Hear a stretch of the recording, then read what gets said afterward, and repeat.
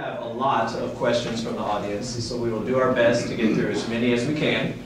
Mr. Stokely, this will start with you. Could you please explain the occupancy law? How much revenue do you expect it to generate, and what is the expected cost? How much revenue will be gained by the assessor's office? Well, it will change slightly the state reimbursement funding that the assessor's office gets, and that's basically to cover the cost of implementation for the county. Generally speaking, the occupancy law does not affect anybody else in the county except as far as duties of any other entity in the county. The 44 entities that rely on that office to function properly, not one of them is going to see anything different or required on their part. It basically puts more of a burden on the assessor's office. And the slight increase in funding for the assessor's office is to cover implementation of that. I have not done the exact math. It's probably going to be around 30,000, maybe a little bit more than that. What the occupancy law is, it allows the assessor to do a few things. When new construction comes onto the tax rolls, right now, tax day is January 1st.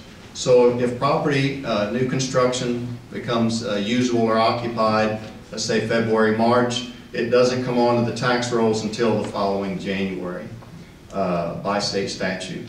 What this allows the assessor to do is to place that property on the tax rolls to where that revenue that would have normally, in the case that I gave, sat uncollected or unassessed for all those months. It allows, the one biggest benefit allows the assessor to do to the general citizens of the county, and I think this is a huge benefit to everybody in the county. It allows the prorated removal of property that's destroyed in natural disaster.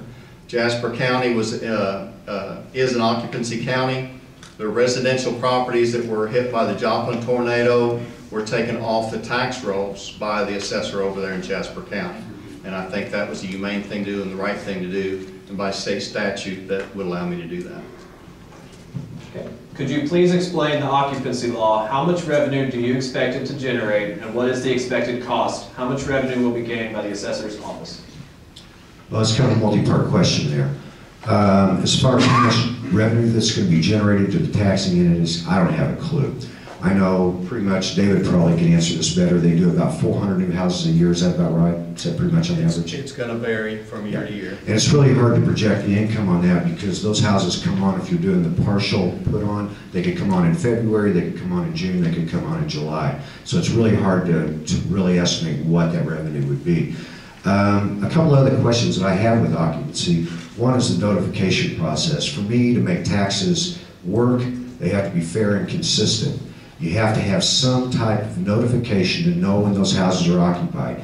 An example, if somebody in Ozark had completed a house and I knew about it, we put it on in July, somebody in Clever had built one at the same time that we didn't know about, and it didn't get on until the following year. To me, that takes consistency out of that. So there has to be something put in place as far as notification.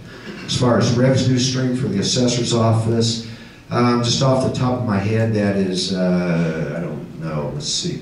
It is 1/5 of 1% withholding. That doesn't come from state reimbursement, it comes from local withholding, from the amount of money that's already collected on taxes. Roughly, that's going to be somewhere a little over 100,000 that comes into the assessor's office. My best guess, but that's pretty close. David, would you like to continue? Absolutely. Danny is correct. I apologize. I misspoke. It comes from the collector's fund, the withholding from the collector's fund. That's correct.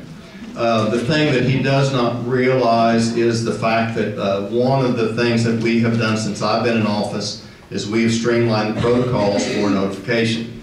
Christian County, and I'm very proud to say that I was one of the ones that got building codes passed. We do have occupancy in Christian County. So when things come on out in the county and also every city, we have got emails, and there's only one or two entities that don't email us, and they fax those in. Every incorporated entity in the county automatically notifies us every time, on the permits. And we do have occupancy permits in the county that will It's an automated system at this point in Christian County, thanks to the building codes and the building permits that we have in place.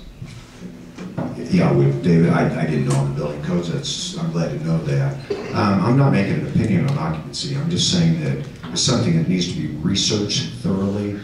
We need to look at all avenues of that. We need to look at what the projection of that income to taxing entities to see if it's worth the difference in workload. But no.